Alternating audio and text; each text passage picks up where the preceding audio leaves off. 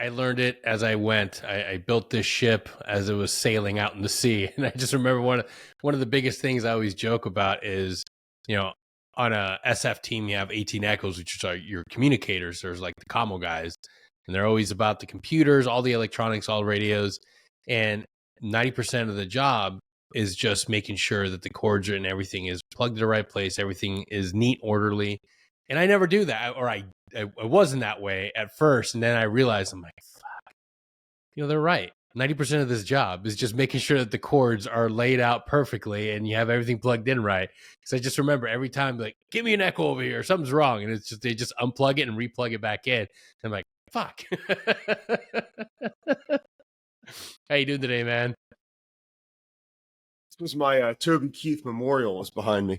Oh, my red solo cup, but get out of there. Dude, a lot of people give that guy, and rest in peace. That dude was a true patriot. He was in so many USO shows, and I remember the one time I was in country, and he was actually in our area in Ramadi. I was like, nah, whatever. I'd rather get some extra sleep. That's funny.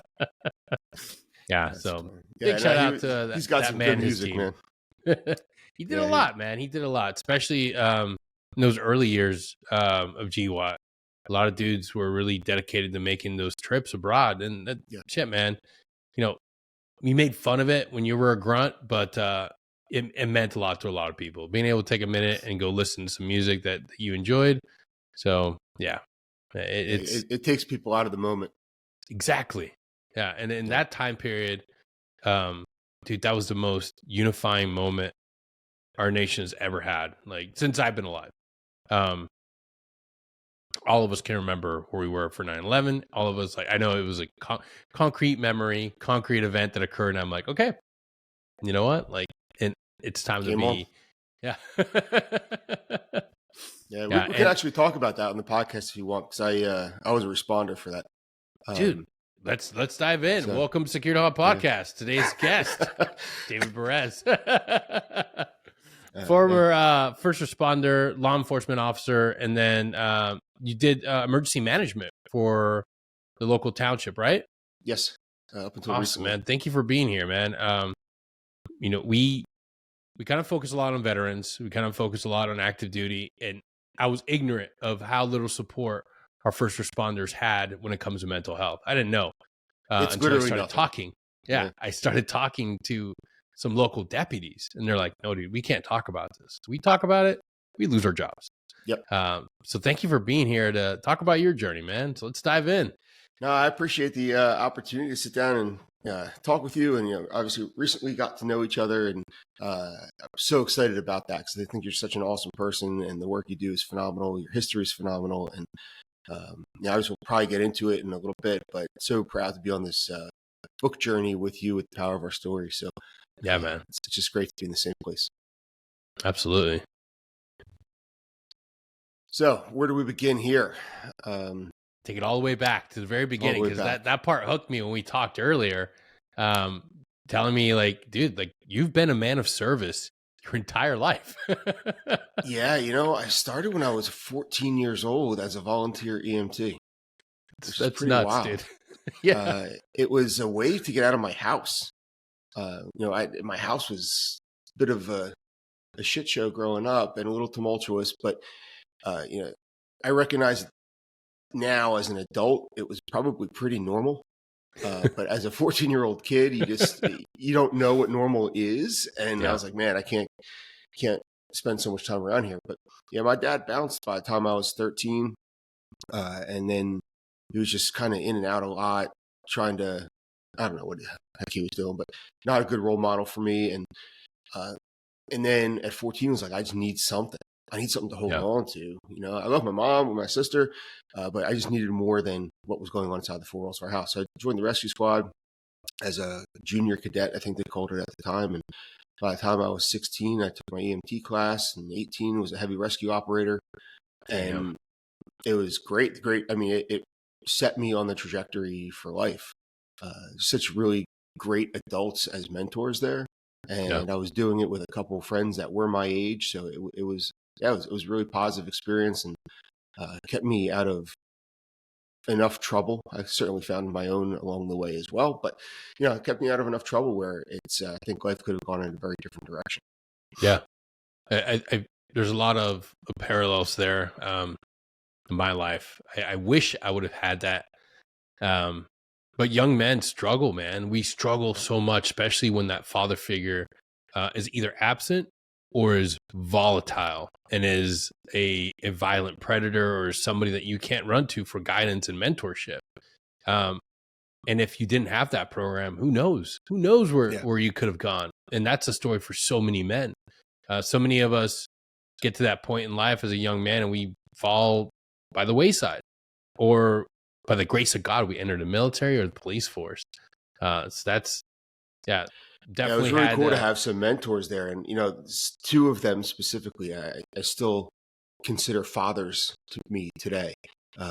One of which has since passed. The other, I still reach out to on Father's Day, wish them happy Father's Day. It's just, that's where I was raised. So it's pretty cool. Dude, that's more cool. That's fucking amazing. Yeah. No, it worked out really well. Yeah. It was that or slinging drugs on a street corner, so I took the rescue squad. Yeah. It's a testament of the power of kindness and generosity, and of that they weren't your biological fathers. They didn't owe you that, but they saw the importance of mentorship and giving back to somebody, a young man that needed guidance. And that's beautiful. That's forging a family that's thicker than blood. Yeah, I completely agree. The whole place, the whole volunteer rescue squad was a family. And so many of us are so close today. And we look back on that moment and that experience and where we are now compared to where we all came from. Everybody's got a story, right? Like there's nobody that doesn't have a story. It just depends on what your version of it is. And it's just super cool that was a starting point for me. And without that experience, I would have not gotten to college probably, because I'd graduated high school with a 1.8 GPA. And I loved algebra so much when I was in high school, I had to take it twice. That's okay. I felt like Billy Madison my senior year of high school because I was taking like freshman math just to graduate. And it's just same here, dude. Same here. That was not. It was. We all have strengths and weaknesses. That didn't register on either scale. For me, was the math. So shout out to Windsor High School in Windsor, Colorado for not giving two fucks about. And this I went to East Windsor High School. High school in East Windsor, New Jersey, and they had the same zero fucks to give. Get this kid out of here. Dude, I reflect back, and I didn't know anything about how school systems are structured. I didn't understand, like, hey, why wasn't I given the opportunity to go to these high science classes? Or like, and teachers are overworked. And even back then they were. I graduated high school in '93, and it was still a train wreck. Yeah, exactly. I just realized, like, hey, like, you know what? Like, I look back and I'm like, they were trying. I can't say they were trying their best, but boy, they were trying. It's funny because my freshman year when I took Algebra 1, the algebra teacher, her name was Miss Lukacek, and I think it's Holtz now. She had married at some point during that year, and I hated her. I hated everything about that class. I hated her. I hated the way she treated me. But it was the best thing that ever happened to me was failing that class. Yeah. And then taking it again next year and passing it. And I literally thanked her at the end of my sophomore year after I took it again. And I was like, you know what? I would have not had any success if I didn't do this again and show myself that I could. So it was like that first transitional moment in my life where I was like, I hate you, lady. Why did you fail me? But honestly, she did the right thing. And the confidence that you build after succeeding after failure, I think is awesome. And we take that through the rest of our lives and everything we do. But I wish I had the language for it at the time. I think I would have felt better about it. But I had a similar experience. I can't remember the teacher's name, but she had labeled me, and of course, like that, I think these teachers don't really know when there's something going wrong at home. Right. I think if they would have like paused and really looked at the situation, because I was a shitty kid in class, 100% admitted it. But that's because I was living a nightmare at home. Like that's, you know, I think that's a lot of kids. They're if they're acting out, there's something wrong. Yeah. But we had become such volatile enemies. Me and the science teacher, she's like, you know what? You're done. You're out of here. Like if you're gonna pass this class, you're gonna take I'll do the lesson plans and you're gonna take it in detention. And I was like, bet, lady, and I'll pass it. I'll pass it. I was like, screw you and your class. You send the work to me and I'll do it in detention. And for the rest of the year, I remember like I didn't go to that classroom. I just did that class in detention and I passed it. And I was like, yeah, I showed her. In reality, I'm like, dude, I didn't prove shit. Yeah, but she taught you a lesson there, a good one for sure. I'm gonna succeed despite you. Exactly. There you go. That's hysterical. Yeah, that's crazy. Yeah, high school is a trip, man. It's a wild place, and I don't, for me, like it was like you just said, what was going on at home. Nobody ever asked the question. Yeah. And B, the other thing was, looking back, have undiagnosed ADHD. And I think I don't say that. There's a lot of people in your world and mine that are in that same boat. And we didn't have the language for it back then. There was no such thing. It was just a crazy kid in class, or, the troubled kid, or not living up to his potential kid. Yeah. That was us. It was a wild experience, but it's cool that they have language for it now and you can help a kid. But for us, we were just eating glue,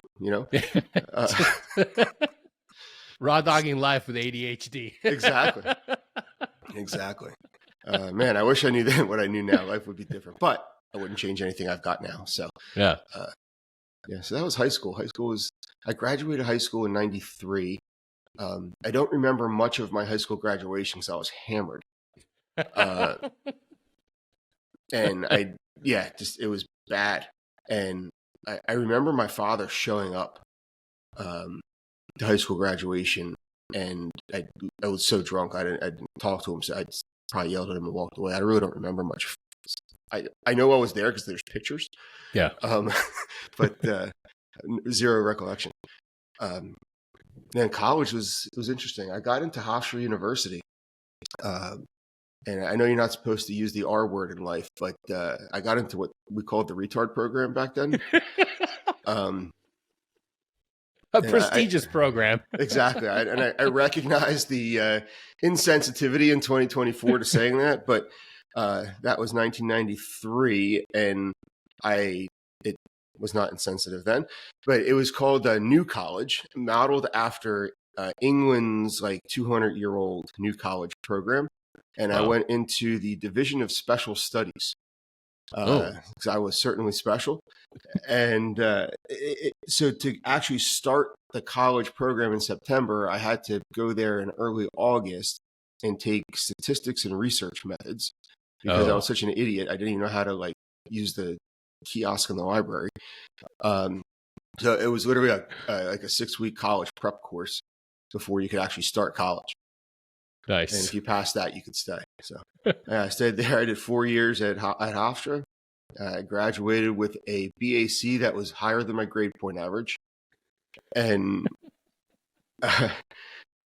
then I moved on to law enforcement after that. But college was a trip. I don't remember much of that either. Great friends. They tell me it was awesome.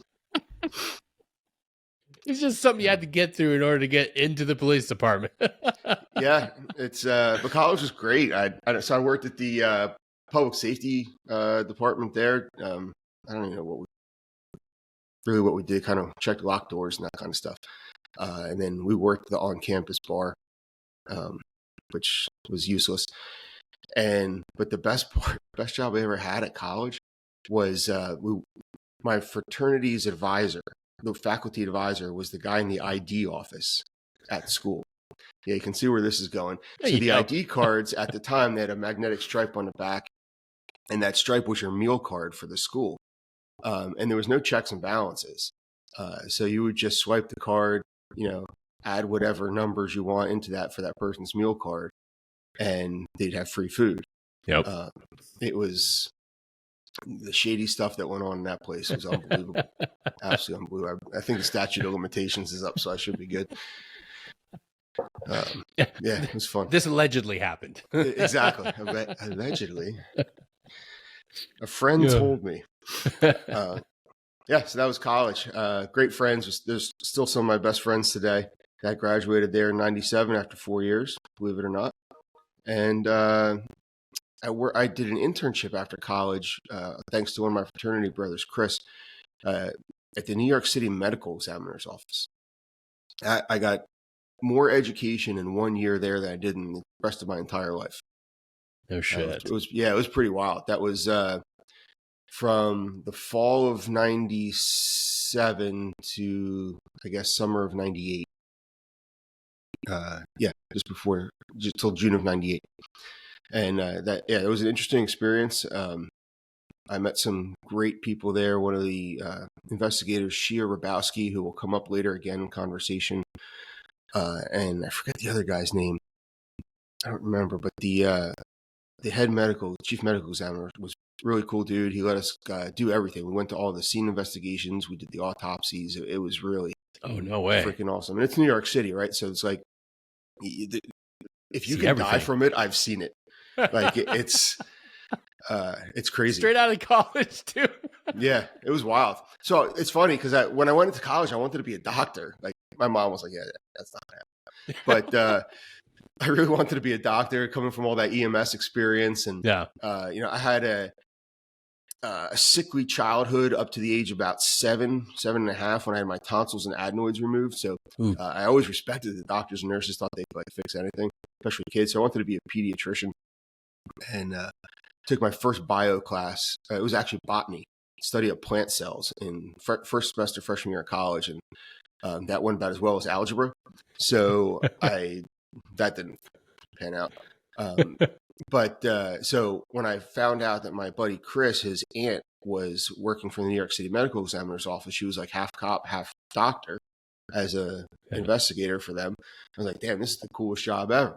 It's the best of both worlds. Absolutely.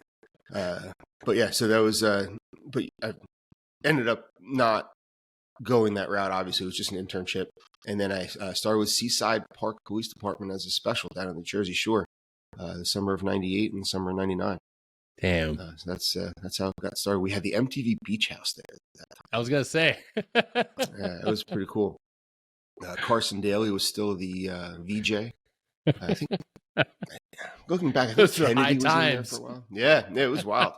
Carmen Electra, I think, was also a VJ back then. It was wild. It's always been a crazy place for summertime. And of course, when the Jersey Shore crew train wreck rolled into town. That has changed that town completely. Sometimes, for the better. Obviously, the income there is good. But, but man, it's a wild place. But we had fun. Walking the boardwalk, tossing people off the boardwalk. No way. It's fantastic. There was always a class 1, which was at the lowest level. In New Jersey, we have class 1 and class 2 special police officers now. Recently, there's a class 3, but that's a whole different animal. So class 1 is you have like a week of training. You learn how to handcuff people, and you learn how to use a side handle baton called PR-24. And but you didn't have a gun. So, because it was like only like a week of training, and you learned how to write a ticket, you learned like what the local ordinances was and stuff. And then there was always a parking attendant guy, which was one of the class 1s who would drive around a Cushman cart. For people that don't know what a Cushman cart is, it's a 3-wheeled, 3-speed manual, like work cart. I don't even really know how to describe it. NYPD actually still uses them in the housing authorities. No way. And little sliding doors on it. And the back was just a trunk. And so the responsibility of the guy doing the parking enforcement was to fill the trunk with ice before they headed out, And every time that there was a party to break up underage kids or whatever, you're confiscating beers. It went back into the back of the Cushman cart where the ice was. Yeah, it was an interesting place to work, and you can get away with it back then. You couldn't do that now. Yeah. But yeah, it was interesting. We would break up parties and be like, "Oh, who's the host of the party?" And of course, they would always send out the hottest girl. And I was like, "You're not the host of this party. You were welcomed here with open arms, but you're not the host." So the line was, "Listen, you guys don't want to get in trouble. Give us all the beer. We're going to shut this down. So there's no alcohol. You're all underage. But if you're still here at 4 a.m. when we get off work, we'll be drinking your beer at this beach." And sure enough, they showed up. It was outstanding. Without the dudes hosting the party, of course. Yeah, we had a good time. It was like the best job straight out of college. Oh, it was fantastic. Absolutely fantastic. We had a blast. Oh, my God. Again, you couldn't get away with that today. I don't advocate for it, but we had fun, and it was all good back then. Different times. Yep. Yeah, and I went to the police academy. When did I do that? January 6th or something of 99, graduated in June. And then I got hired full-time in East Windsor Police Department December 8th of 1999. Oh, wow. And spent 20 years and 1 month there before retirement. Yeah, it was a good time. Right before 9/11, like literally. Yeah. So that's where some of this medical examiner's office stuff comes back into play. I started East Windsor December 8th, like I said, 99. And then I guess it was September 10th of 2001. I was working midnights. I went home that morning of September 11th and got into bed. It was weird, like for anybody that's been on the law enforcement side, and I'm sure the military side too, that if you're doing a night shift or a night tour, going to bed in the daylight is not really conducive sleep to function. So you have a couple beverages and try to knock yourself out. I didn't do it that morning, which was weird. Like it was this beautiful. Anybody remembers September 11th, 2001? It was a beautiful Tuesday morning, absolutely gorgeous out. Not a cloud in the sky. It was warm, and I was like, you know what? It's just so peaceful. I left the windows open. I didn't have anything to put me to sleep, and I just kind of lied in bed, stared at the ceiling, and drifted off. And I remember the phone ringing. I looked over, which was weird because nobody ever called me. The only person that would have called me wouldn't have been an emergency. Everybody knew my schedule. Looked over at the clock, and the clock said 9:11 a.m. And I'm like, who the hell's calling me? It was weird. It was like super. I remember it was crystal clear. My sister's like, you got to turn on the TV. You got to turn on the TV. I'm like, what? I thought I was dreaming. It was bizarre. So my sister, for some clarification or context, I should say, is a nurse, and she was living down in Charlottesville, Virginia, with her new husband and family. And I was like, I worked last night. What are you doing? She goes, you got to turn on the TV. Something happened. You got to turn on the TV. So me, I thought, first of all, this is a dream. Like I didn't even realize it was real. And I'm like, who got shot? Was it one of my guys? Is it on the news? That type of thing. And so I'm fuddling with the TV. I got it on, and I'm like, oh my God, what is going on here? I was like, I got to go. She's like, where are you going? I'm like, I got to go to work. So hopped in the car with all my gear, called my mom on the way. She begged me not to go to work. She said, you'll never be the same. You'll never be the same. I was like, interesting. But I was like, gotta go. Yeah. And I rolled into the parking lot, same time my partner did. We didn't coordinate that. It was just kind of a thing. And we went in, we had all our stuff together. We had like a battle plan. We were talking in the parking lot before we went inside, because the way our department works, like if you come to them without something in hand, they're just going to tell you to take a hike. Yeah. And so we went up to the patrol lieutenant, like, listen, what are we doing? He's like, for what? For what? I was like, there's a plane just kind of crashed into the World Trade Center, buildings fell down, little thing. And he's like, yeah, we've been watching the news. I was like, well, what are we doing? And he's like, kid, not our city, not our problem. Jeez. So again, for context, we are about 53 miles south of New York City in the town I worked in and grew up in. And there's a bypass that goes from one side of town to the other. You could see the smoke from the top of the bypass. Like, that's how close we are to Manhattan. Damn. And he's like, yeah, kid, not our city, not our problem. Gotcha. Backed out of his office like Homer Simpson backing into the bushes. And my partner and I like hopped in my truck. We throw our bags. Actually, we changed first because we didn't want to have any department logos on us. So we used like union logos. And we put our PBA shirts on and we hopped in our car with all of our personally owned gear and nothing department issued. And we went up to Jersey City, hopped on a fireboat, and they took us across the river to help out.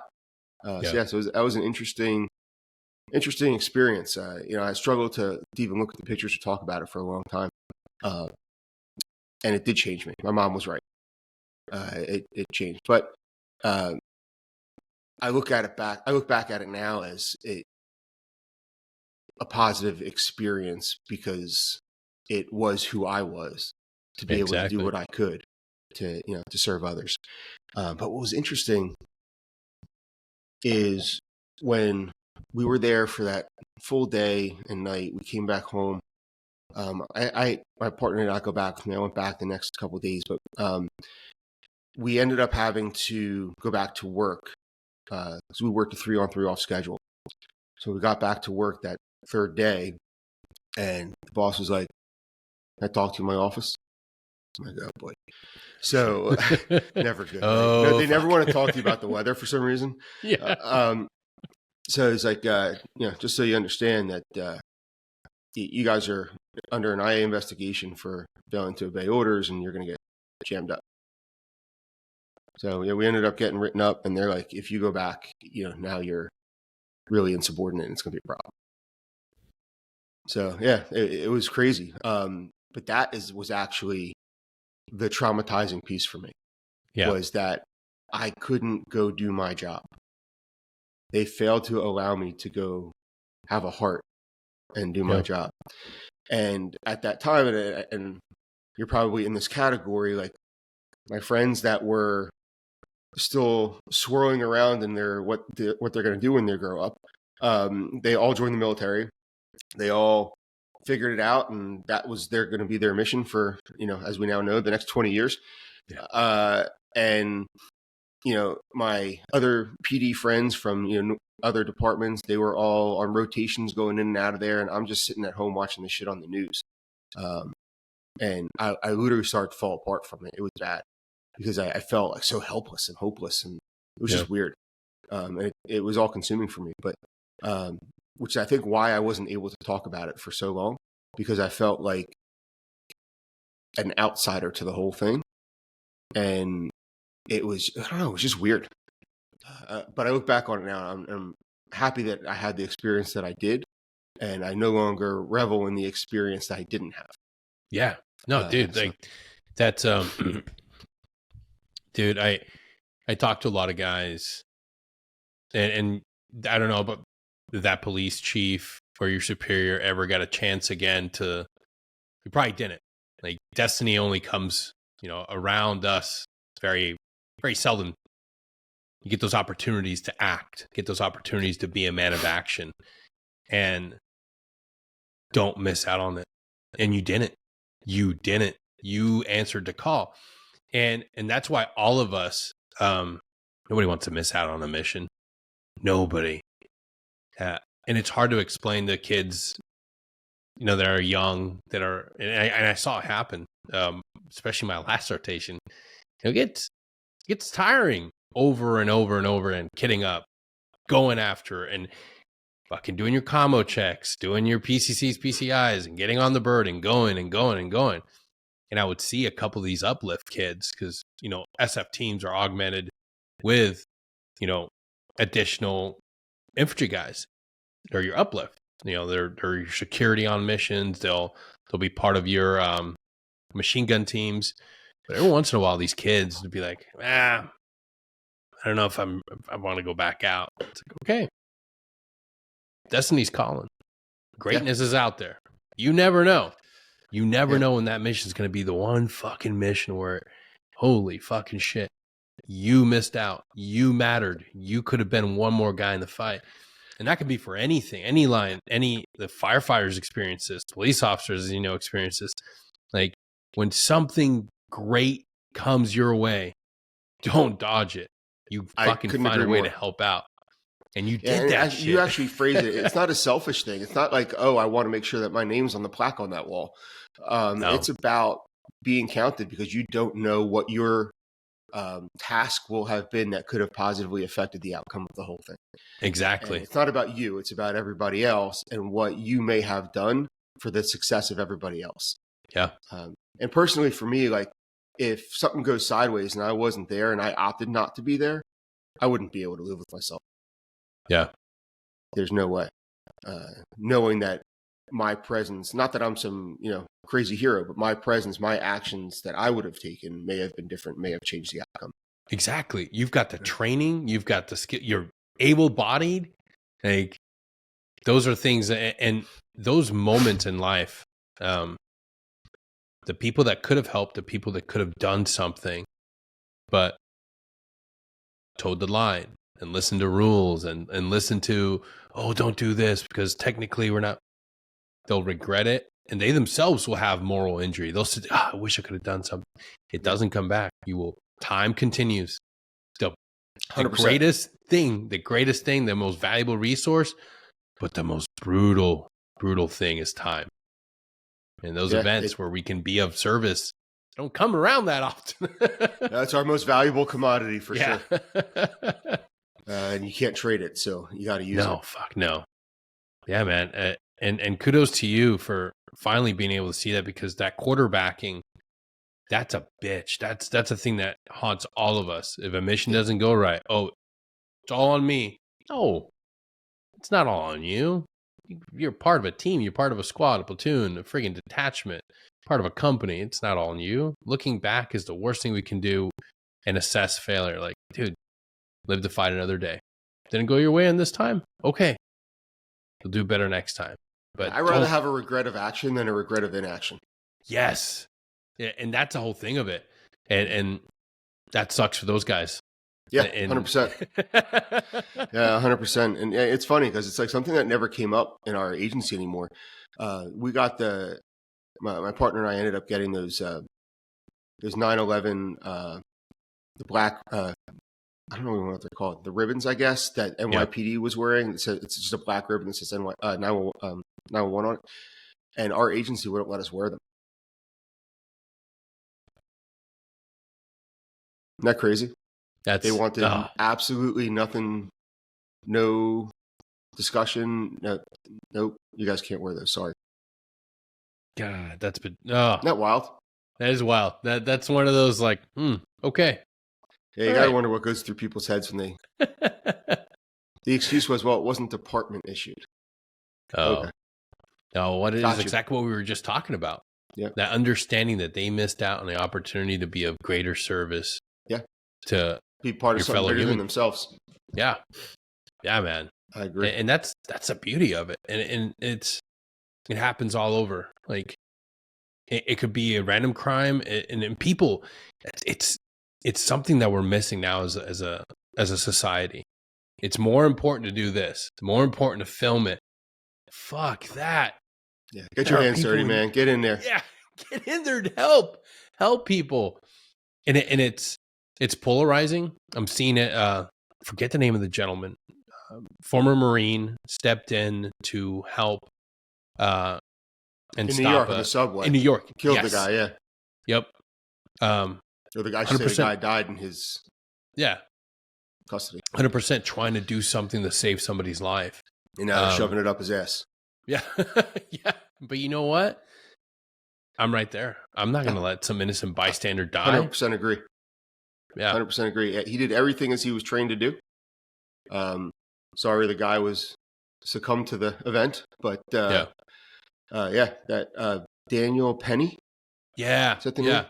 Yeah. That just somehow drug that out of the Rolodex. But yeah, he, man, I'd want that guy by my side any day of the week. Absolutely. And, I'd go to bat for him as well. And I can't believe what they're putting him through. And yet every turd that comes into Manhattan right now, they're just cutting him loose. And Yep. Yeah. After assaulting officers, that's the thing that blew my mind again. Absolutely so many people are watching men and women that stood up, raised their hands, say, "Hey, I'm going to be of service to my city, to my brothers and sisters, the people that live here." And they're sitting there again, just filming, just watching. Nobody is stepping up in that moment of I have a friend in my graduate class that there's 3 of us that were having this conversation about 2 months ago. The whole concept of service and duty and civics is just gone. Yes. It's so weird because we're probably the mid to older range of our class, all 50-ish plus or minus. And some of the younger kids in class that are in like their mid to late 20s couldn't understand some of the conversations when we were talking about duty and service in class. And weren't able to wrap their heads around why somebody would do that, voluntarily do that kind of work. And we were like, wow, this is an interesting conversation. And yeah, it's we're missing that right now. And I think it's being pulled from school curriculum, duty and service, and they're inserting anti-American stuff into it. Yep. I don't want to get all political or philosophically political, but so many Marxist principles that they're adding to our dude, you're in the right show for this, my man. You are right here. You're poking at some things now, and it's always people that have never left the United States, that have never seen other countries, never Correct. experienced what it's like to live without American culture. Yeah, if you think it's so bad here, I got a fucking place I can send you. You'll be back in 3 hours, bro. Dude, absolutely. The things that made us an amazing culture are being whittled away, and it's by design. Yep. It's by design. It is. And what you just said, it's got to be just power that people are seeking, because there's no other logical reason other than it's personally self-serving. Yeah. With some hope that some point you'll be at the top end of that. It's not even a hierarchy, because it's just going to be a top end and a bottom end. And, I think they're just hoping to be at the top end. So. Yeah, absolutely. We're doing away with the things that make us truly care for each other as a society. Yeah. Like, we're villainizing police officers. We're villainizing first responders, and glorifying violent crime, which to me is insane. And this whole divide and conquer thing, it's just a race to the bottom. Yeah. Because there's nobody that wins from it, even the people that think they're winning. Yeah. It's literally just a race to the bottom, and you may be the last one down, but you're going to. Exactly. Yeah. Yeah. It's never going to be enough. It's constantly pushing the agenda forward. And maybe it'll backslide a little bit, but it's coming right back. And the crazy thing now, we're villainizing Christianity, and I'm seeing that, and I'm just like, dude, this is insane. This is insane. So it's interesting you bring that up. So I was raised Jewish. My family's Jewish. And so Judeo-Christian values are kind of all parallel in that we all come from the same guy, even though he's split off. Yeah. It's crap, where was I going with that? So when I look at the current situation following the Israel-Hamas situation, there's people that are rooting for Hamas that wouldn't last 5 minutes in their presence, because they are everything that Hamas is against and would kill them on sight. Absolutely. And it's insane. I'm scratching my head. Like, this is so bizarre. Dude, it's insane. So bizarre. I can't, it blows me away. The ignorance that is tied into this whole thing. I'm like, they would have no problem setting you on fire, they would have no problem stoning you to death, beating you in front of your family, and or just slitting your throat. And people are just rabidly advocating. We just had a young man, set himself on fire,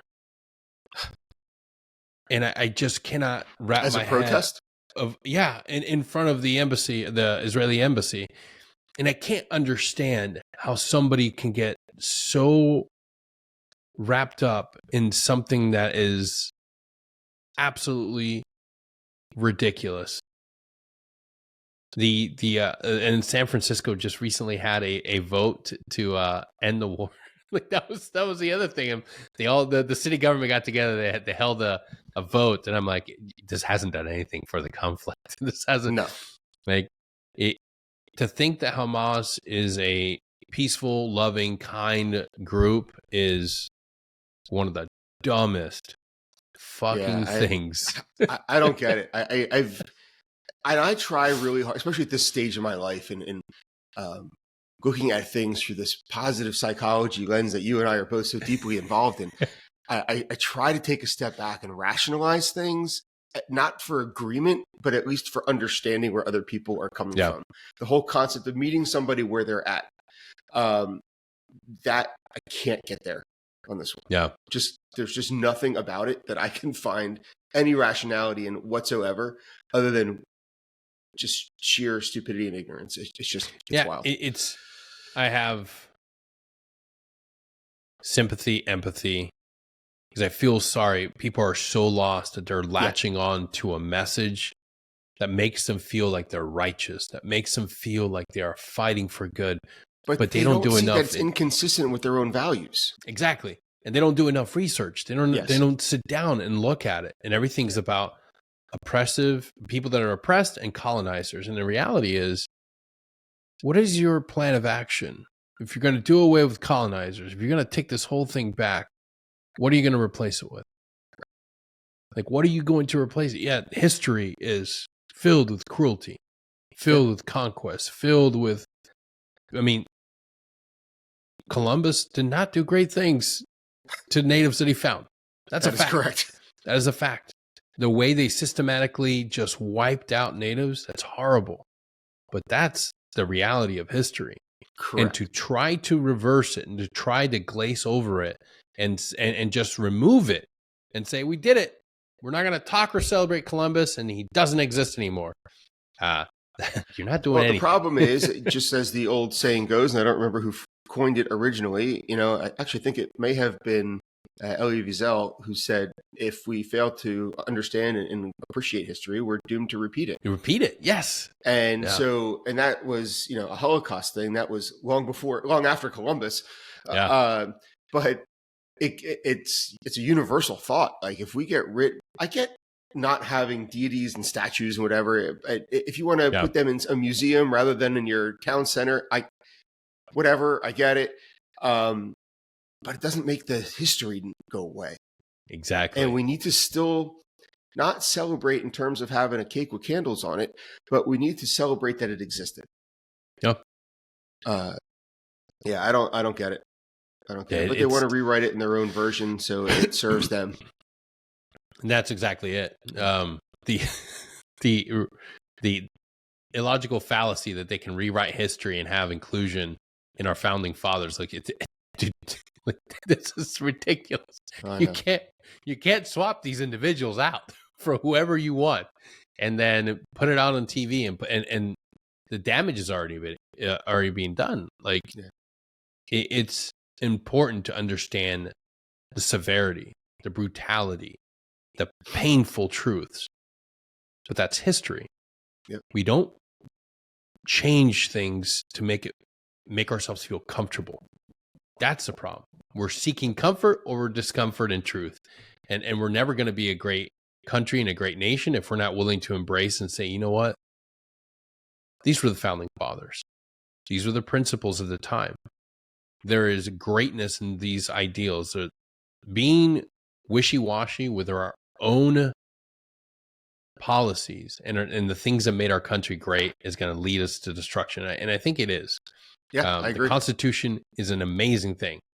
But when you poke at it and you call it racist and you call it antiquated and you have to remove it, then we're getting into very dangerous territory. Dangerous times lie ahead. And I mean that. I see that revisionist is not, yes. revisionist philosophy is not necessarily helpful.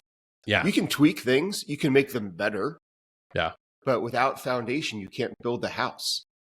Exactly. Now, you can restructure the walls once you've built it because it didn't work. Great. You want to make this room bigger, that one smaller? Awesome. But getting rid of the foundation makes the whole thing crumble. Yeah. It's the feel-good mentality rather than wanting to be of service to the entire nation again. That's the problem. We want to say things that make people feel good rather than enacting policies that are meaningful, that are helpful. Yeah. And dude, don't get me started on the amount of money that flows out of our country to make other nations great again. Exactly. Exactly. You know, and it's funny, to kind of bring some of this full circle on the law enforcement side. The greatest, I don't say the greatest because it's the complete opposite. The most prolific saying is, we do it this way because it's the way we've always done it. And, you know, first of all, that absolutely drives me insane. But it's like the complete opposite of what we're talking about. Yes. You know, it's so you can't have that either. But you gotta keep the basics and build from them rather than just. It's crazy. So there was, I'm not going to use her name because I don't think it's fair. There was a guest presenter for one of my classes last semester, and in her field of study, she is very. She questions the law enforcement purpose to a degree that is probably less than helpful in conversation. And I'm just trying to beat around the bush on this one a little bit, only because I'm still in the program, haven't graduated yet, and I just want to make sure it's all cool. But so when she, at the end of her presentation last semester, she representing a philosophy and said that if we don't get what we want, sometimes we just have to burn it down figuratively or literally. Ooh. And I'm actually, the reason I'm looking off to the side is that I have the quote hanging on my computer. Nice. And I couldn't believe that this was a well-known, well-supported, successful academic who is putting forth this message. If we can't get what we want, we need to just burn it down figuratively or literally. Yeah. And that's the vision. 100%. Rather than Which coming together and having civil discourse. Like, I'll be the first one to say, like, hey, I don't have it all figured out, but I have some valid points. And I know you got valid points. I mean, I agree 100% with what you're saying, person over here on this side and person over here on this side. Let's sit in the middle. Let's talk. What works best for all of us? And we don't have people that are willing to do that on any side. Nope. Nobody's doing that. It's crazy.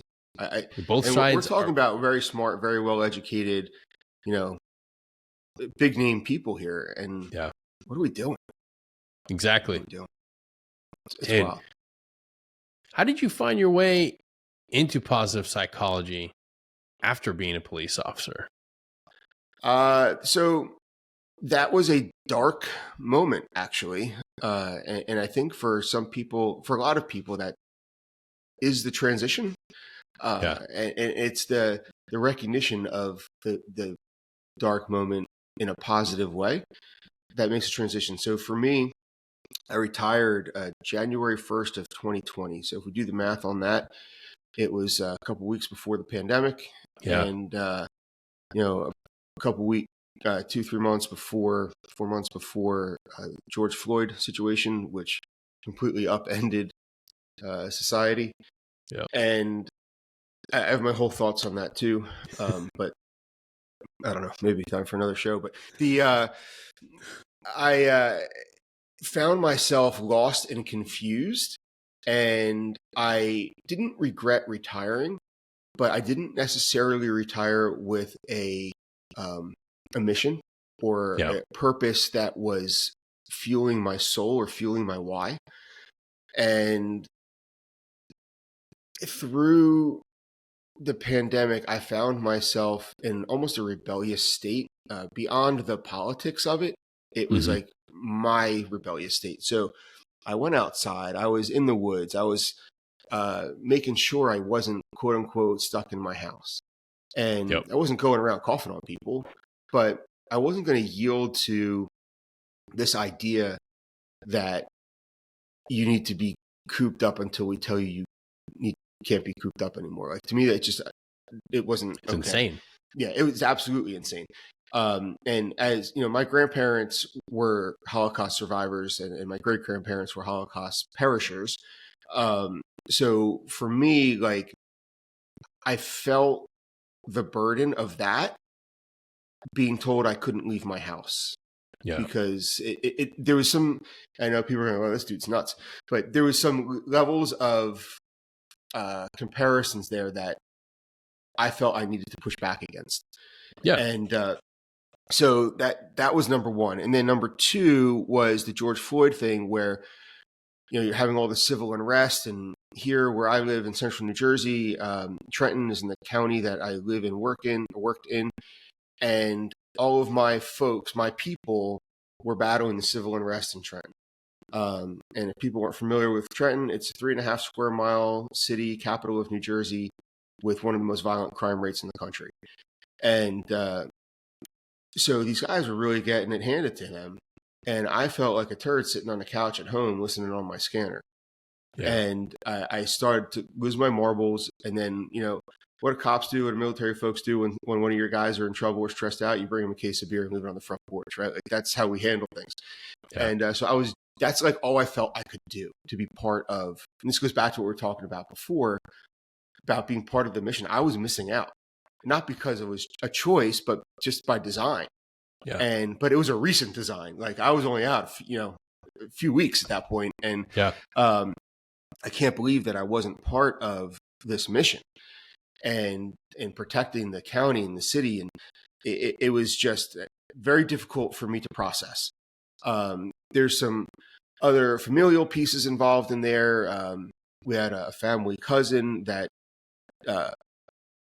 kind of was claiming to be part of Antifa, and actually wrote on a social media post, which I still have a copy of, even though he took it down, about how, you have to kill cops, and cops are the end. I'm like, I called him. I'm like, bro, like, fucking betrayal. I don't understand. He goes, well, if you weren't my cousin, I'd do you personally myself. Gotcha. Do your parents know this? Like, what are we doing here? So yeah, it was wild, but it hurt, and it really negatively affected me. And this was family. So, like, and family we're relatively close with. So yeah. I was like, how do I process and handle that? And am I really and I started thinking of myself as the enemy. Because maybe I'm not seeing the whole picture here. And so it took some time to, like, work through some of that, work through the anger. I was also working through the grief of not being a cop anymore. Yeah. That transition is tough.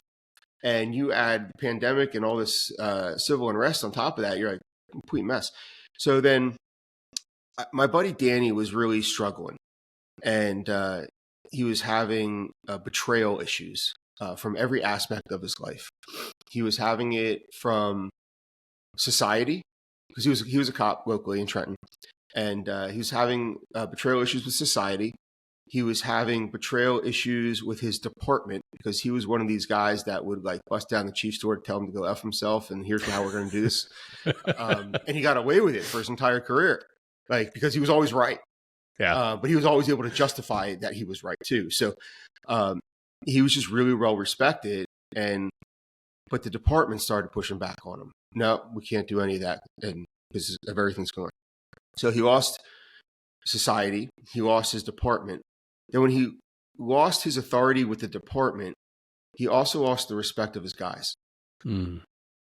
So he felt betrayed by them. Or this is his version of it, by the way. Yeah. This is, I don't know what the reality at this point is, but And then he was also managing betrayal at home.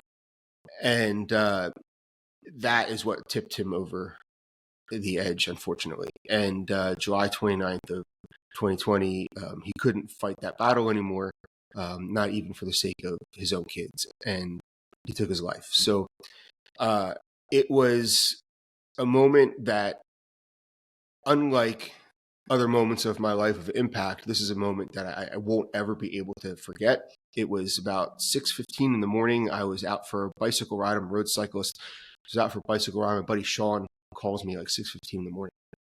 And Sean is an intelligence guy for another local department. And I'm like, everything all right, dude? Like, for him to call me at 6 in the morning, it was incredibly unusual.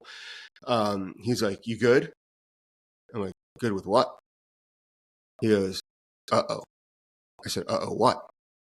He's like, you don't know? I'm like, no, what? Because I'm retired, right? Like, I'm not in the inner loop anymore. These guys are all still working. And he's like, where are you? I said, I'm out for a bike ride.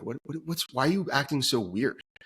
He's like, you alone? I'm like, it's 6:15 in the morning on a fucking bicycle. Yeah, I'm alone. And your fat ass ain't coming out to ride with me. So yes, I'm alone. He's like, where are you? I'm like, in front of this building. And he's like, stay right there. I'm going to be there in 5 minutes. I'm like, stop. What happened? Yeah. And he's like, it's Danny. I'm like, what about him? And he tells me what happens. So I literally just kind of crashed and burned right there on the spot. And it was a really, really tough moment. And now, in hindsight, I'm so grateful for the way he had handled that because he did it right. And I limped my way home on my bike and, melted into my bed after that. But what I realized in those moments of processing all that was a few things. One is, damn, how come I didn't do more to stop this? Because there's a little bit more to that story I can add some context to. And shit, if it wasn't him, it was probably going to be me. Yeah. Because I was not doing well. Starting fights at home all the time. My relationship with my kids was falling apart. I was a complete train wreck. But prior to the actual event, he was posting all this crap on social media, which was also unlike him. So he and I had these great conversations, and that was a Tuesday, by the way, as well. And Sunday night, he and I were texting, and I'm like, dude, I don't like what's going on with you. Let's grab some lunch this week and let's sit down and talk. So we made a liquid lunch date for Friday. Obviously, that never happened. And he's like, I'm good. You'll know when I'm not good when the text messages stop. When the social media posts stop. Yeah. So that was a Sunday, and like, I guess Sunday night, Monday, social media stopped. It was bizarre. Yeah. So, I wish I saw that. And I didn't. I don't think we could ever stop people's intentions. I don't think that's possible. I think that if you're there in an intervention moment, maybe. But when somebody's so committed to easing the pain in a way that is so catastrophic like that, I think it's just a matter of time, no matter how many times you stop, intervened in the meantime. It's a challenge. Now, you can, I would never say don't try to help somebody, right? Like, we have to help people. There are people. Yeah. But you can't feel guilty when that help wasn't enough. Absolutely. That's a very important message that we need to echo and let people know that we, and I know this firsthand, freaking peer-to-peer support is vital, and you engage and you're there and you're sitting in those Zoom lobbies. Yep. Thursday night support group, and hey, nobody shows up. A few people show up. But when that one person doesn't show up and you get that message, it's not your fault. Yeah. Or you try engaging with your friend, playing video games, going out, hanging out. It's not your fault. You did everything you could. You made yourself available. You made time for the individual. It sucks. It's painful, but it's not your fault. And the you big continue. Takeaway I had from all that was, and like you're saying, do everything you can, because you just don't know if anybody else is. Yeah. And you may be the one. And I found out later I was the one, because at the funeral, people were like, I don't understand, never saw this coming. I'm like, what? Yeah. The red flags were fucking everywhere. Everywhere. Literally everywhere. And what I found out is nobody was having the conversations with him that I was having. And I was shocked by that. Completely blown away, shocked. Because I was not his best friend. We were close. We were good friends. Our kids were friendly. They went to school together. But he wasn't my best friend. And I wasn't his. So I was floored when his best friends didn't see it coming. Yeah. Or his family. It's that mask. So, you get really good at wearing that fucking mask. You do.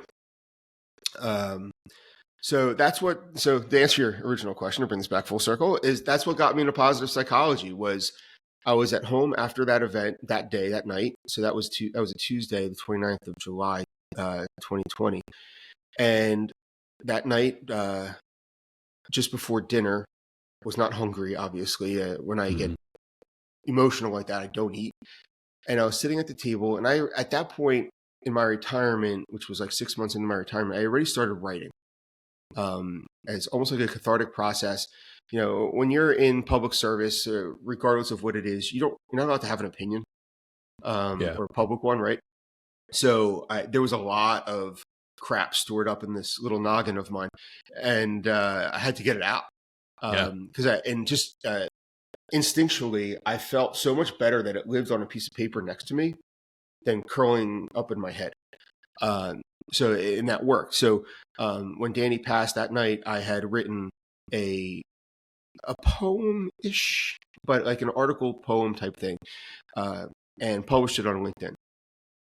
And I think within 24 hours, it had like 15,000 hits on LinkedIn, which is, especially, that long ago already, it was a big deal.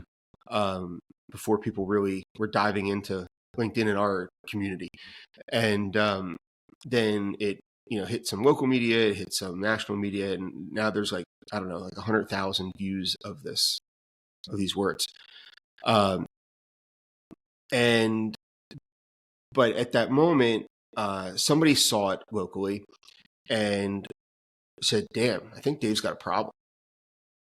And reached out to what was our newly minted resiliency program in New Jersey. And the chief resiliency officer for the county that we all worked in was a good friend of mine, Michael. And Michael calls me, and I guess 24 hours, 48 hours later, and said, "You all right?"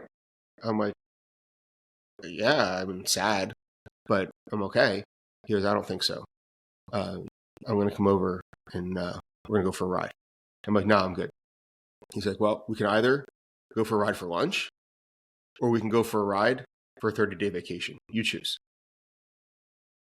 It's like, all right, lunch sounds good to me. So we went out to lunch locally, and we met this guy, Pastor Barry, who's a supporter of the resiliency program, local. I don't want to say I don't know what a Christian pastor. I don't know what version of Christianity, and he has his own church type thing. And we had a really nice conversation, and Michael was telling me about the resiliency program that we just put together in New Jersey. And he's like, I think it's important that you be part of this, because it'll help you and it'll give you the opportunity to teach others. So the resiliency program here in New Jersey is a multi-level generational down of the Army's comprehensive soldier fitness program, where you get teach a 2-week program to master resiliency trainers, and they teach all the folks in the Army. That started in 2008 with Dr. Marty Seligman from the University of Pennsylvania.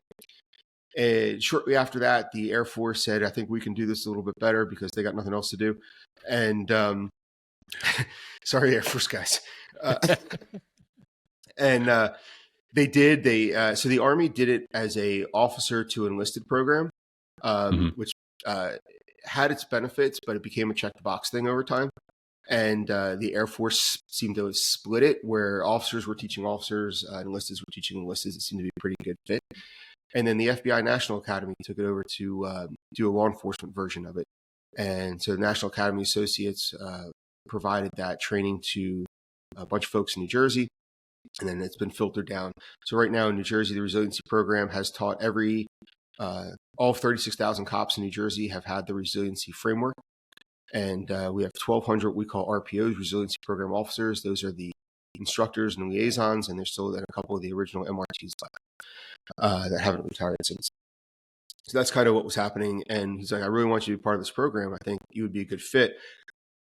And you're retired. So we can now start bringing retired folks into this framework, because we're recognizing literally by your example, by the words you wrote, that your commitment to this job and our people doesn't end when your plaque goes on the wall. So it was a way to bridge those gaps, which meant a lot to me for many reasons, but it also saved my life. Yeah. So the resiliency program is a 3-day version of positive psychology that Marty and Dr. Solomon and a bunch of people have been working on since around 2000, 1998 through 2000 is kind of when everything developed. And so that's how I got into it. And I recognized that this was a great direction for me to go, and I could use all of this really cool stuff to support people and to allow people to thrive rather than just survive. Yeah. But the resiliency course wasn't enough for me. I wanted to know, why does this work?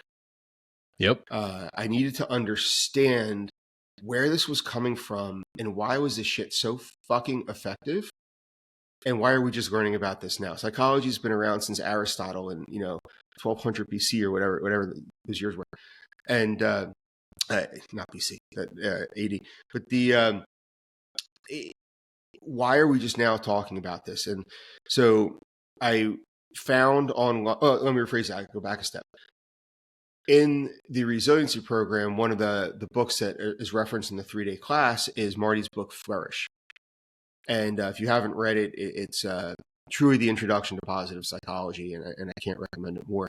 But in the book, he talks about the MAPP program, MAPP, the Masters of Applied Positive Psychology program, that he started 20 years ago at the University of Pennsylvania, along with the program's director, Dr. James Pawelski.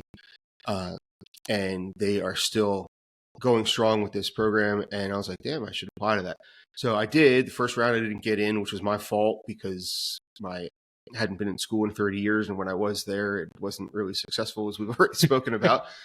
And so my application looked like, it was written in crayon and had white out on it, whatever. But so I applied again with a little bit more support and guidance in the application process. And this is what life looks like in 2023, which was when I applied. And, let's give this a shot, professional way. And I got in, which was awesome. So now, I'm in that program, Master of Applied Positive Psychology, University of Pennsylvania, dumbass door kicker in an Ivy League institution, getting a graduate degree there. It's been a trip. But yeah, it's awesome. And the framework of it has changed my life. And for those that don't understand positive psychology, it's not happyology, as people may refer to it as. It is the study of happiness. It is the study of well-being, the science of well-being.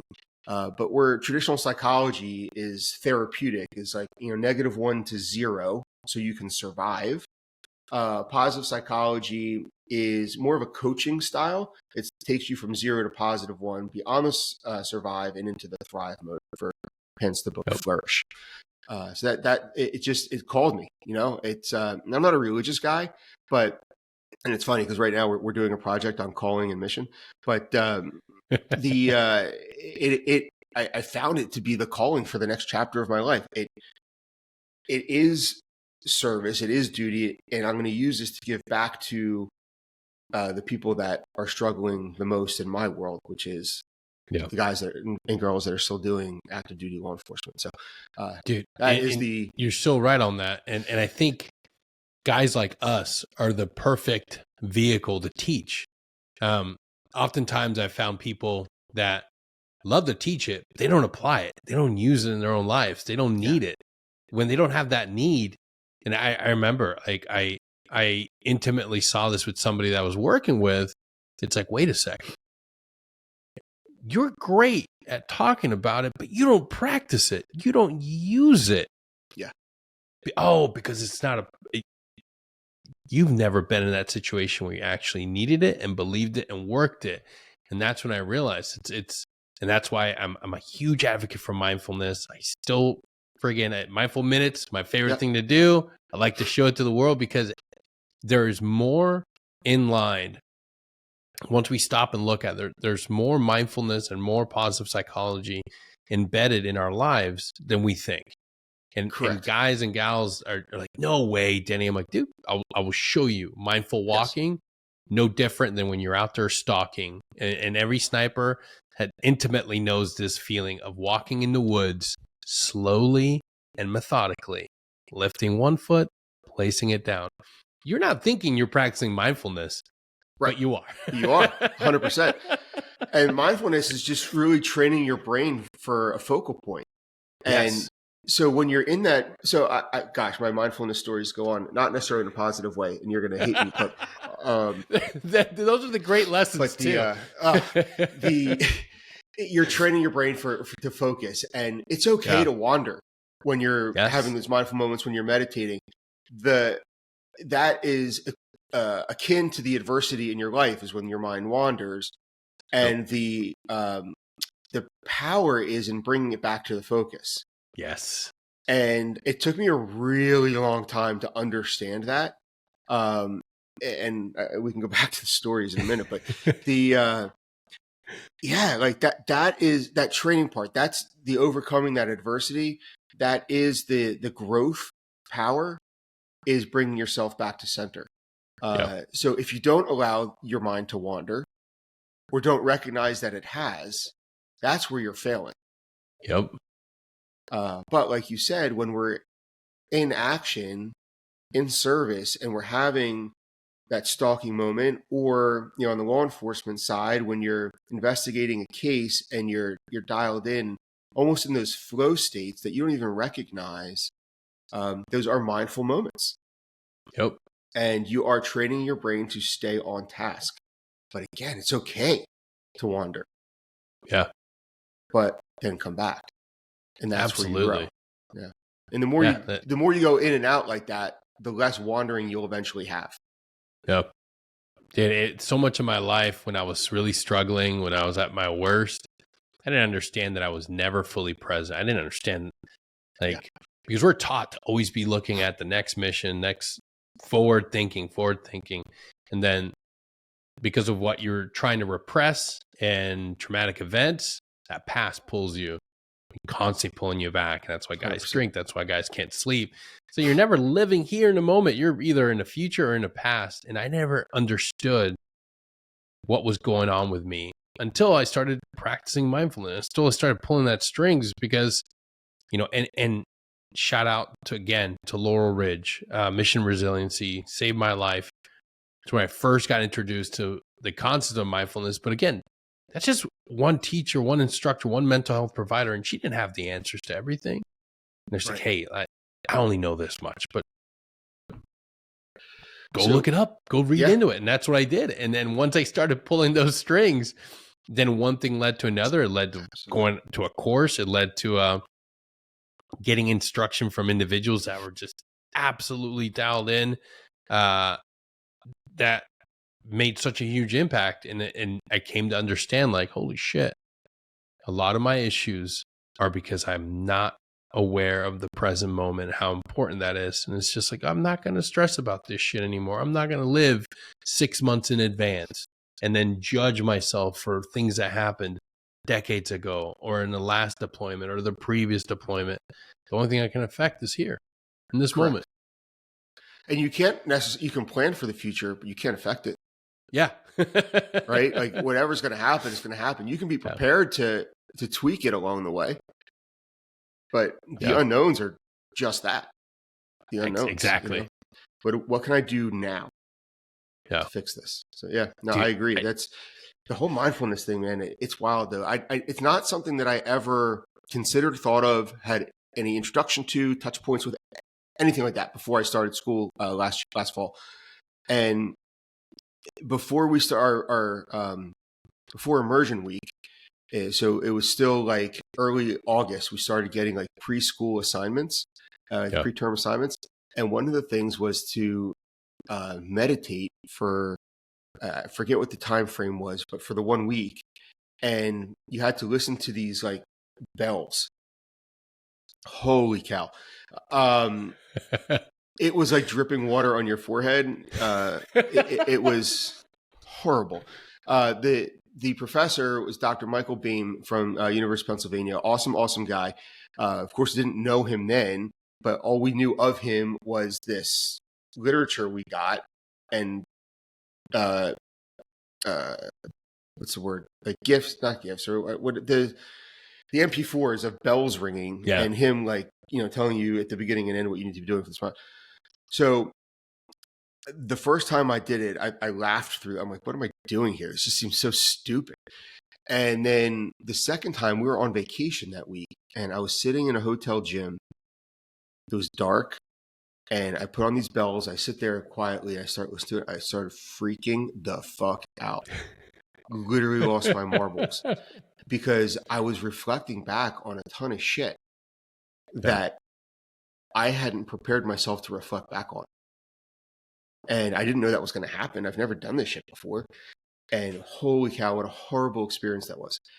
And but what I found out for me, what worked for me, and then I wrote a paper about this, was I felt a loss of control during the mindfulness practice.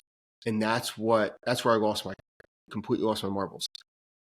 But so then what I did is I converted the act of meditation to mindfulness as the greater picture. I took out the word meditation from what I was doing, because for me that was not only ineffective, it was harmful. And so I ended up doing this mindfulness training while working out. So when things did pop up, when things did get dark, when things got hurtful, I put that energy into lifting more weight than I've ever had lifted ever in my entire life. Which taught me two things. One is your limits are far beyond what you think they are as far as your physical activity. And two is I was able to channel that stress and that tension through the mindfulness in a way that I could not have done just sitting in a dark room. And it helped me work through that learning process. And now I just completely see the value of those focal moments. I think it's so important. Yeah, man. Yeah, it's wild. What and I was the same way. I remember the first time that when I look back on my introduction to it, I first heard the word as I was walking into Intrepid Spirit Clinic. And if you don't know what that is, it's a multidisciplinary rehabilitation, and it's almost like a polytrauma treatment center. They have them all around the United States for I know them to be more specifically geared towards the soft professional side of the house. It might be open to more, but certainly here at Eglin, it was more for your soft professionals. And I walk in, and at the time, mind, body, and spirit were completely depleted. It was after my last deployment. All I wanted was to get my chronic pain under control. I couldn't stand, I couldn't walk without being in like the most excruciating pain. And I walk in, have my consult with the doctor, and she's looking at everything on my chart. She's like, yeah, you're a prime candidate for this. We got multiple issues we can treat. But I wanted to stop. I want to talk to you about the possibility that we may not be able to do anything about the chronic pain you experience in your feet. We may not be able to help that. But we have this thing called mindfulness. We can help you to better understand and deal with your pain. I remember looking at her, I'm like, fuck you. I want you to cut my feet off. Cut my fucking feet off. I've seen guys with the metal feet, the metal tanks, like fucking cut my feet off. I don't want to deal with this pain. Fuck, you're talking about this mindfulness shit. I don't want it. I was really hostile and really angry that this person told me that I wasn't going to be able to deal with life without pain. And I was going to potentially constantly be dealing with chronic pain in all parts of my body, and specifically the pain I was feeling in my feet. And I rejected this whole mindfulness idea. And then I opted to have surgeries that inevitably didn't work and made the pain even worse. and then eventually led me to further spiral out of control. Yeah. And then almost a full year later, here I am in a mental health treatment center. And now I'm questioning, okay, what is this mindfulness thing that I talk about? And it's true. You can even use mindfulness to deal with chronic pain. And I'm a living testament at first. And I understand it. And that's why I don't force it on somebody, because everybody has to come to it. Everybody has to come to their own understanding.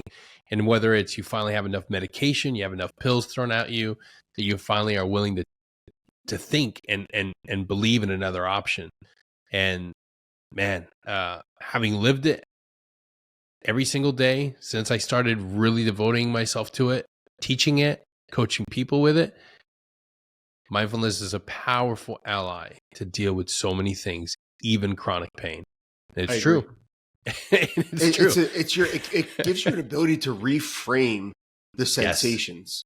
Yeah. And if you can reprocess the pain as something you can use for positive outcome, it no longer has that negative association to it, and you'll thrive. Yeah. It was just being able, that first body scan that I allowed myself to be vulnerable and really present and really, hey, you're laying down in this moment, guy. You're laying down. What hurts? Scan your body, let yourself feel. And then that mindful walking piece of actually touching pain, and then it dissipates. Yeah. And that's the perfect word, the ability for pain to actually dissipate, and you let it go. Yeah. Let it go. Don't hang on to it. If you're telling yourself you're constantly inflamed, constantly in pain, you're hanging on to that. And that's a metaphor for the emotional side as well, right? Yes. It's that works both ways. And to get all science geeky on you for a second, the whole idea of neuroplasticity, where you can retrain your brain to recognize sensation, either physical or emotional, in different ways, and process it in a new direction. Obviously, that all comes through habit forming. It doesn't happen on its own, but it is possible, because our brain is a victim of what we give it. So it's garbage in, garbage out, just like a computer. But if you're putting what you want into it, it will give you that same thing on the other side. Now, if you're only putting shit into it, if you're putting this pain hurts, this pain sucks, this pain is going to kill me, then that's what it's going to give you. Yep. But if you're telling your brain, wow, this is what it feels like, how can I repurpose this to service me? It'll give you that too. Yep. And that's the whole mindfulness thing. I'm learning a lot about it. I'm not at your stage yet, but I'm getting there. Certainly getting a greater appreciation for it, for sure. Yeah, man. It's wild that there's so many similarities in our stories and our journeys, because I'm in the same thing. I'm Arizona State, working towards my degree in positive psychology, and I was searching everywhere, because there's nothing wrong with getting a normal everyday psychology degree, but I've done all this work in mindfulness. I was like, there's got to be something that takes into account what I'm experiencing, what I'm seeing, the lives that I have seen changed. And sure enough, I found that program in Arizona State, and I was like, okay, this is for me. So I'm super excited and can't wait to see. I'm glad I have somebody to share the journey with, because I am the first police officer in the MAP program. No way. First ever police officer in the MAP program. There was one other law enforcement officer, Eric Patterson, is an FBI agent. And so he did it a couple years back. And before him, there was a Coast Guard rescue jumper. There's been some military folks along the way. I'm the first street cop to have ever gone through this. And it's been such an awesome experience. And, getting it right from the horse's mouth, from Marty himself, is just such a super cool opportunity. And when you were talking about, finding something that was beyond we'll call it normal psychology, if there is such a thing, you're right. There's nothing wrong with psychology, but it's therapeutic. And Marty talks about this all the time. is when you look at DSM-1 and DSM-2, which are the original psychology Bibles, those were very Freudian. They were very, what does he call it? A germ-oriented. Something is a germ, and here is what it does and potentially how you can fix it. So, but it was all very basic. So that was 1 and 2. And then DSM 3, 4, and 5 were just collections of mental disease possibilities. There's no diagnoses. And I'm sorry, it's all diagnoses. There's no treatment in DSM. For people that aren't familiar with that, the Diagnostic and Statistical Manual for Psychology. And so when DSM-5 came out, Marty and a colleague of his from University of Michigan, Christopher Peterson, who has since passed, they were like, this is great. Like, this is a great Bible for us. But it's all looking at things negatively. It's all looking at things as a disease, as a problem. What if not everything that goes wrong with us is therapeutic?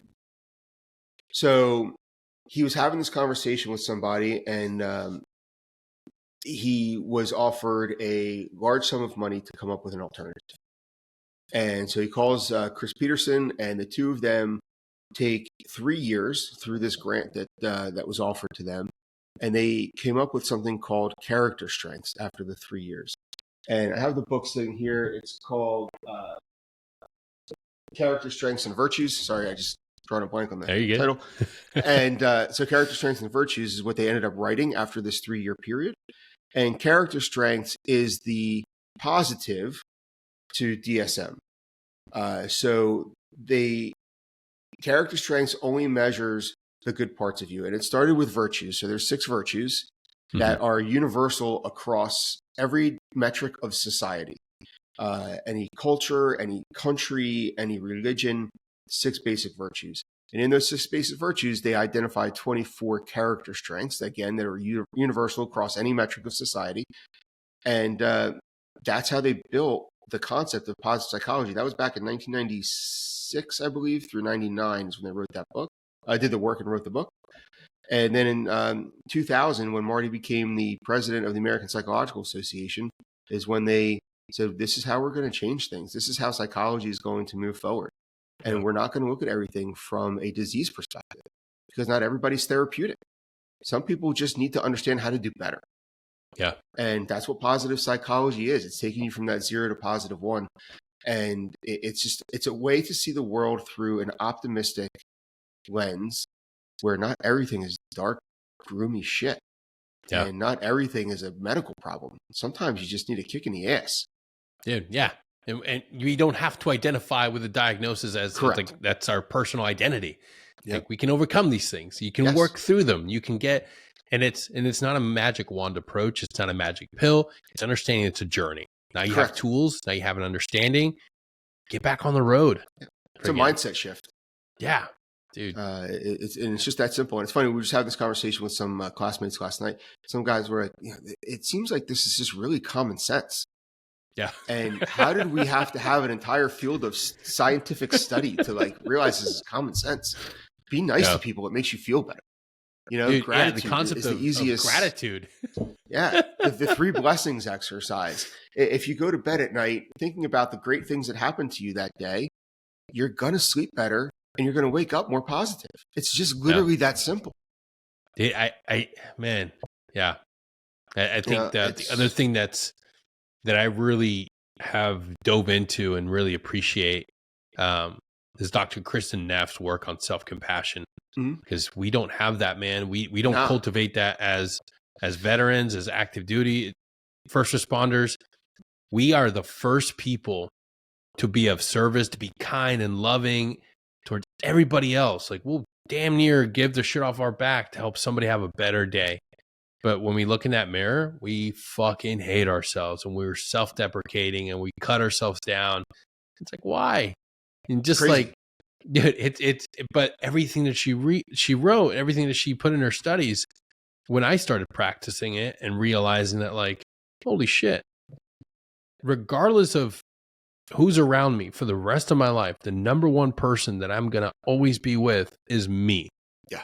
And if I am constantly destroying myself, constantly just berating myself, what is that going to give me? Like, where's my self-compassion? Where's my ability to look in the mirror and see the truth? That I'm a great human being, that I'm of service, I'm kind to people. I don't always get everything right, but more often than not, I do some really great shit for people. I help others. I'm a loving husband. I'm a good friend. Like, holy shit. Those are all things I can never say. Never in a million years thought I'd be able to say that to myself and feel it and understand it. And more of us, especially as men, get over it. Start working on self-compassion. Yeah, I agree.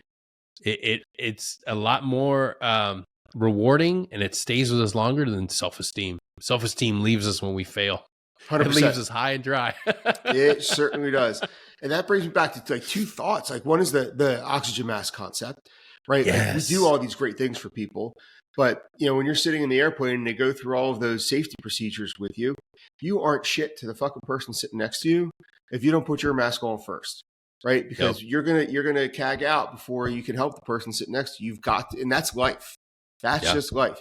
You got to get your shit together to make sure you can help and continue to serve others. And my mom always told me as I was a young kid, go out, do your thing. But when you wake up in the morning and you look at yourself in the mirror when you're brushing your teeth, be proud of the person that is looking back at you. And when you go to sleep at night and you're brushing your teeth and you look in the mirror, be proud of that man standing on the other side of that mirror, for that person's proud of you for what you did that day. And if you can live by just that simple concept, you don't have to be, spiritual. You don't have to be anything other than just good. Just be good to yourself and you'll be good to others. And it's positive psychology, Dude, I couldn't think a better way to end the episode. Your mom's words are vital and more people need to hear them, man. That was powerful. And I say the same. Yeah, I'm not even going to continue. I'm not going to add to it because that's perfect. And she would be proud. I lost my mom early on, so she was a good, awesome person, and I'm glad to bring her into the conversation because that means a lot.